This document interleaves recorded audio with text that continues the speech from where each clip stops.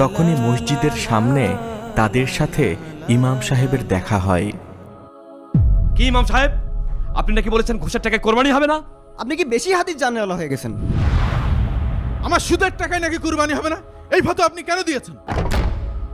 আমি নাকি ওজনে কম দিই? আপনি এই কথা কেন বলে বেড়াচ্ছেন?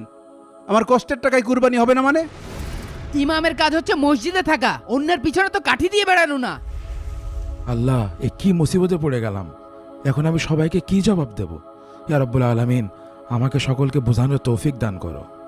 কি হলো, এখন আর কথা বলছেন না কেন? এখন কথা বলবে কি করে? ভয়ে ইমাম সাহেবের বাতাস বের হয়ে গিয়েছে। কি কথা বলেন না কেন? কথা বলেন।